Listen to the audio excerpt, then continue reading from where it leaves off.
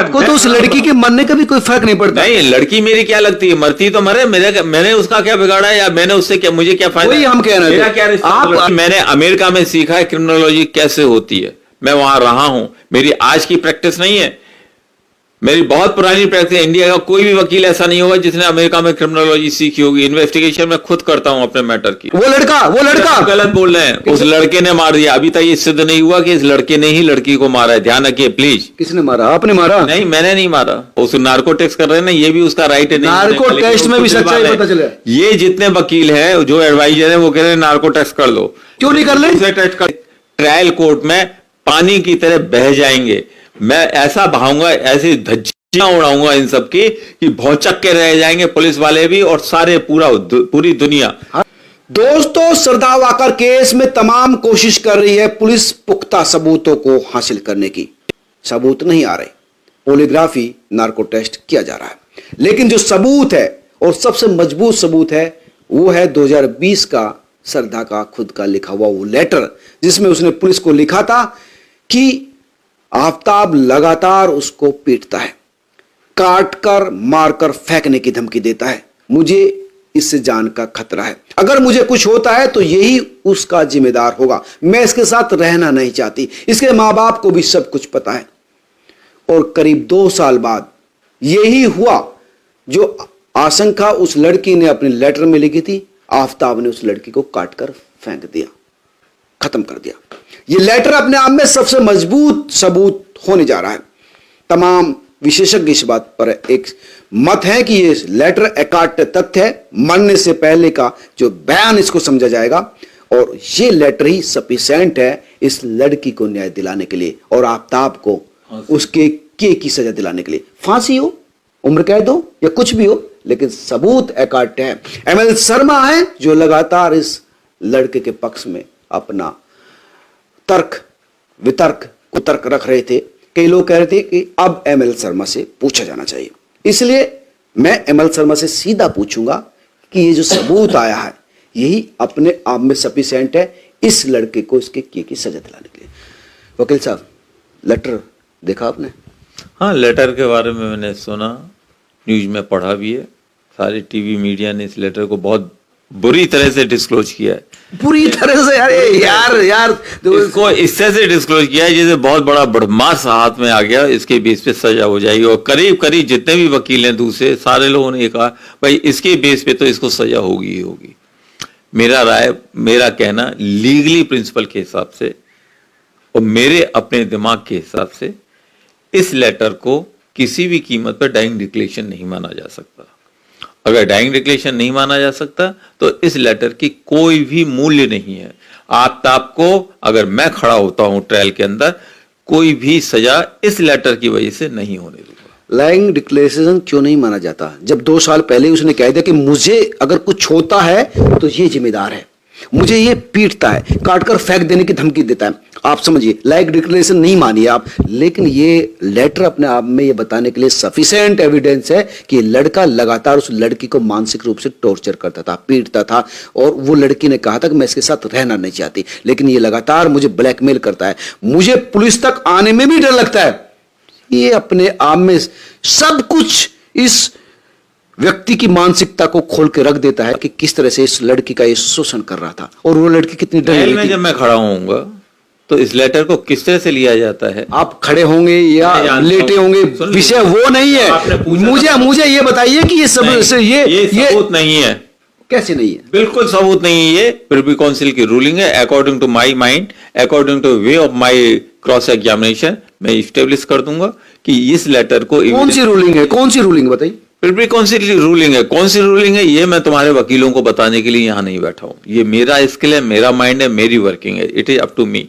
अगर मैं आता हूं तो हाल फिलहाल के मामले तो लंबे समय से मैं भी देख रहा हूं, ऐसा तो कोई केस मेरे सामने नहीं आया कि कोई लड़की इस तरह से मर्डर हो गई हो और उसने कोई इस तरह का लेटर लिया हो और कोर्ट ने उसको कंसीडर ना किया हो। आपको क्या पता, हजारों केस हो चुके हैं वर्ल्ड में, किस जगह कहां। वर्ल्ड की नहीं, इंडिया की बात कर रहा हूं। इंडिया के अंदर भी न्याय चलता है, एविडेंस चलता है। एविडेंस एक्ट हमारा 100 साल पुराना है।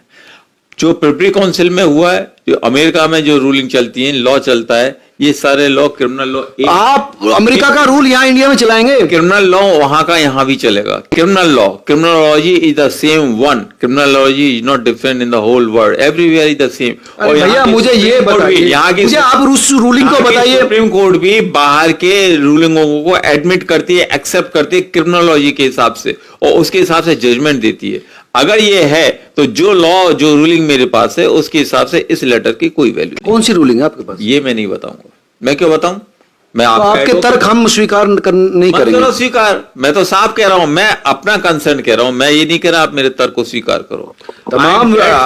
तमाम लीगल एक्सपर्ट इस बात को सहमत है, लेकर लेकर पता ही नहीं है, उनको पता ही नहीं है, क्रिमिनल एक्सपर्ट है या कोई भी, उनको तो पता ही नहीं है। सुनिए, एक लेटर ये है और तमाम तरह के सबूत है। उसका कन्फेशन है, पुलिस कस्टडी में सही, लेकिन ऑनलाइन जो वर्चुअल उसका प्रेजेंस हुई थी, पेशी हुई थी, उसमें भी उसने माना कि हाँ मैंने मारा। मेरा कहना है ये सारे के सारे एविडेंस जिसको पुलिस कह रही है, आप लोग कह रहे हैं, सारे ट्रायल कोर्ट में पानी की तरह बह जाएंगे।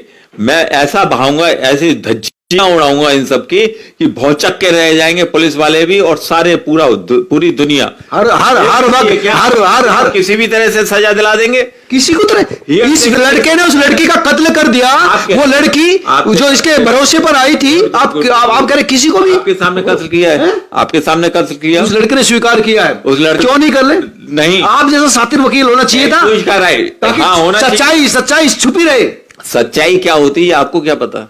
सच्चाई तो सच होता है। सच्चाई जो सच अब नार्को पॉलीग्राफी टेस्ट होगा तो वो खुद बोलेगा। ऐसे नए नए एविडेंस बनाए जा रहे हैं जिससे कि इसको सजा हो। बनाइए आप, जितना बनाया जाए, लेकिन अगर मैं आ गया ना कहीं, ध्यान रखिए, धज्जी उड़ा दूंगा इन एविडेंसों की। मैं कह रहा हूं नार्को टेस्ट में दिक्कत क्या है? पॉलीग्राफी टेस्ट में दिक्कत क्या है? बिल्कुल दिक्कत है, नहीं कराता मैं, नहीं कराता, ताकि वो सच छुपा रहे। सुप्रीम कोर्ट की रूलिंग है, बिना एक्यूज की मर्जी के, बिना उसकी कंसर्न के आप कोई भी नार्कोटिक और पॉलीटेस्ट नहीं करा सकते। तो उसकी तो मर्जी है, उसकी मर्जी। उसको बताया गया ये टैक्स में कुछ भी नहीं आएगा, तुम टैक्स दे दो और तुम बच जाओगे। उसको बेवकूफ बनाया जा रहा है। ये जितने दूसरे वकील साथ चिपक गए ना, लीगल एड का और दूसरे कौन कौन से, वो सब बेवकूफ बना रहे हैं इसको फांसी दिलवा देंगे वो ये लोग। वो लड़का बड़ा बेवकूफ है, बड़ा सीधा लड़का है वो। जिस लड़के ने 6 महीने पहले एक लड़की को मार दिया, उसके 35 टुकड़े करके फ्रिज में रखा, वो लड़का गलत बोल रहे हैं। उस लड़के ने मार दिया, अभी तक ये सिद्ध नहीं हुआ कि इस लड़के ने ही लड़की को मारा है। ध्यान रखिए प्लीज। किसने मारा? आपने मारा? नहीं, मैंने नहीं मारा। ये तो पुलिस ये कैसे कह सकते हैं कि उसने नहीं मारा? ये पुलिस बताएगी। तो पुलिस बता रही है ना।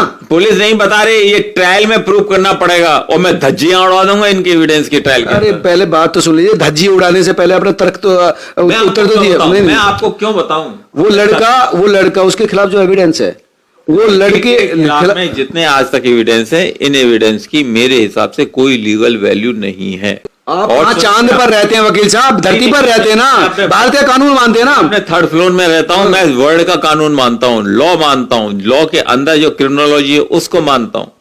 मैंने अमेरिका में सीखा है क्रिमिनोलॉजी कैसे होती है, मैं वहां रहा हूं। मेरी आज की प्रैक्टिस नहीं है, मेरी बहुत पुरानी प्रैक्टिस है। इंडिया का कोई भी वकील ऐसा नहीं होगा जिसने अमेरिका में क्रिमिनोलॉजी सीखी होगी। इन्वेस्टिगेशन मैं खुद करता हूं अपने मैटर की, माइन्यूटली ढूंढ के निकाला हूं। जो अमेरिका में लड़ेंगे जो मतलब कैसे कि इंडिया में लड़ेंगे? नो, लेटेस्ट एविडेंस को कैसे तोड़ा, कैसे निकाला जाता है, खोज करके सच्चाई कैसे सामने आती है, इसके लिए क्रिमिनोलॉजी तो डीएनए रिपोर्ट से सामने आएंगे। नहीं, डीएनए रिपोर्ट से सामने आएंगे, ब्लड सैंपल वहां से मिल गए हैं, वो सारे सबूत मिल रहे हैं, जबड़ा मिल रहा है, हड्डियां मिल रही हैं, हड्डियों पर निशान मिल रहे हैं तेज धार के। इस लड़के का कन्फेशन है। इस केस में आज तक, मैं फिर कह रहा हूं, आज तक जो भी एविडेंस है, उस एविडेंस की धज्जियां उड़ाने में मुझे 5 मिनट नहीं लगेंगे ट्रायल कोर्ट के अंदर में। हाँ, इस लड़के को फंसाने के लिए इससे उल्टा सीधा इसके वकील कहलवाएंगे खुशी से और इसको सजा होगी। मैं उसको मना नहीं करता, लेकिन अगर मैं ट्रायल में खड़ा हूं तो धज्जियां उड़ा दूंगा इन सारे। अरे भैया, धज्जियां कैसे उड़ाओगे? आप पहले बता तो रहे नहीं, लेटर का एविडेंस आप बताने, रूलिंग बता रहे हैं, रूलिंग नहीं बताऊंगा। क्यों बताऊं? रूलिंग में कह तो दिया, जिसमें दमो खोज के निकाल के लाए। प्रिपरेटरी काउंसिल की रूलिंग मैंने मेहनत की है, पैसा खर्च किया है, आज से नहीं सीखा मैंने। It's more than 40 year for me. 40 साल से ज्यादा हो गया इस चीज को मेरे को सीखते सीखते, करते करते। आज मेरे पास अगर कोई चीज है, मैं क्यों दूं अपने हथियार किसी को? आपका दिल नहीं मरता है तो लड़का मर जाए, मुझे क्या फर्क पड़ता है? लेकिन अगर आपको तो उस लड़की के मरने का भी कोई फर्क नहीं पड़ता। नहीं, लड़की मेरी क्या लगती है? मरती तो मरे, मैंने उसका क्या बिगाड़ा है, या मैंने उससे क्या, मुझे क्या फायदा? वही हम कह रहे मेरा थे, क्या रिश्ता आपको तो पैसा चाहिए। नहीं, मुझे पैसा चाहिए, सिर्फ पैसा पैसा, इसके अलावा कोई मरे कोई जिए। वो लड़की मर गई, एक मासूम लड़की की संवेदना पूरे देश महसूस कर रहा, लेकिन आप महसूस नहीं कर रहे। मेरी कोई संवेदना न लड़की से है न लड़के से। मैं आपके साथ केवल लीगल बात करने जा रहा हूं। मेरी ओर से लड़की मरी, मैं क्या कर सकता हूं? मेरी ओर से लड़के ने नहीं मारा, फिर भी फांसी पर चढ़ जाए तो मैं क्या कर सकता हूं? नहीं, ये बात आपको किसने बताई? सुन, आपको ये बात किसने बताई कि लड़के ने नहीं मारी? ये बात किसने बताई आपको? मैं महसूस करता हूं, बात खत्म। आपके महसूस करने से चीजें नहीं बदलती। उसको मैं प्रूव करूंगा ट्रायल में, अगर मैं खड़ा होता हूं तो। नहीं, आप सुनिए, मैं आपको पूरी दुनिया, ये पुलिस ये कह रही है, वो लड़का कॉन्फ्रेंस कह रहा है। आप मुझसे मेरे ट्रायल का माइंड पूछना चाहते हैं, जानना चाहते हैं, पूरी दुनिया को बताना चाहते हैं, दैट इज नॉट पॉसिबल। नहीं, ये आपका अपना नजरिया, आउटलुक है कि मैं आपके अंदर की जो लीगल सच्चाई आप जानना चाहते हैं, मैं कैसे करूंगा? मैं नहीं बताऊंगा। लेकिन फिर मैं कह रहा हूं, ये जितने सबूत हैं कोर्ट में 5 मिनट में नहीं ठहर पाएंगे, धज्जियां उड़ जाएंगी। वो लड़की लिखती है और उसको मार दिया जाता है। वो लड़की 35 टुकड़े के बाद फ्रिज में रहती है। वो लड़का नई नई लड़कियों को अपने घर पर लाता है। वो तो एविडेंस है। वो 25 लड़कियों के साथ संपर्क में था। 100 लड़कियों के साथ संपर्क में मैं क्या कर सकता हूं? तो उसके लिए तो यूज एंड थ्रो थी ना एक लड़की। होगी, मुझे क्या पता? जिसको आप बता रहे हैं कि वो निर्दोष है। मैं तो इतना जानता हूं, जो लड़का, भाई ये तो एविडेंस, ये एविडेंस है ना। वो ऐप पर 25 लड़कियों के साथ था, तो इसका मतलब उसे उस पर लड़की के प्रति कोई समर्पण तो था नहीं, कोई प्यार तो था नहीं। उसने उस लड़की को यूज किया और दिल भर गया तो उसको मार दिया। आप कुछ भी कहिए, मैं सिर्फ एक बात कह रहा हूं, शुरू से कह रहा हूं, जो एविडेंस पुलिस के पास में है उनमें केवल 2 एविडेंस ऐसे हैं जिससे इस लड़के को फांसी हो जाए। वो एविडेंस बताइए। नहीं भाई, ये तो वही बात होगी ना कि नहीं, मुझे पता है मेरे पास 10 लाख रुपए रखे हैं, लेकिन मैं नहीं निकालूंगा। मैं नहीं निकालूंगा। क्यों निकालूं मैं? वही मैं कह रहा हूं। किस लिए निकालूं मैं? इसके पास होता वो निकाल कर दिखाता है। नहीं, मैं इतना बेवकूफ मत समझिए कि आपके उकसाने पे मैं अपना ट्रायल माइंड दे दूंगा किसी को। दोस्तों, मेरे हिसाब से आज तक एडवोकेट ML शर्मा कुछ भी कहे, कोई भी तर्क रखे, क्या इनकी मंशा है ये जाने, लेकिन ये तथ्य, ये लेटर, ये अपने आप में सफिशिएंट है इस लड़के को इसके किए की सजा दिलाने के लिए। अगर सबूत कम रह गए उसके बाद भी अब इस लड़के को उसकी सजा जरूर मिलेगी। आप क्या सोचते हैं, जरूर मुझे बताना। क्यों सजा मिलेगी? क्योंकि इसने अब इनके लिए झूठे एविडेंस बनाए जाएंगे। कहां से बनाए जाएंगे? वो लेटर पुलिस ने लिखा। लड़के लेटर पुलिस ने लिखा। लेटर के लिए बोल दिया ना मैंने, उसके दिल्ली पुलिस के साथ मुंबई पुलिस मिली हुई है। एविडेंस वैल्यू नहीं है, लेकिन इसको सजा दिलाने के लिए हो सकता है अब नए एविडेंस तैयार किए जाएं। ये कानून से चलता है देश, अंधेर गर्दी ने चलता देश, अंधेर गर्दी कानून से नहीं चलता। निर्भया कांड में मैं देख चुका हूं, ये देश कानून से नहीं चलता। जहां कॉन्स्टिट्यूशन की आर्टिकल को, फंडामेंटल राइट को जूते मार के फेंक दिया। दोस्तों, आप क्या सोचते हैं, जरूर मुझे कमेंट करके बताना। नमस्कार।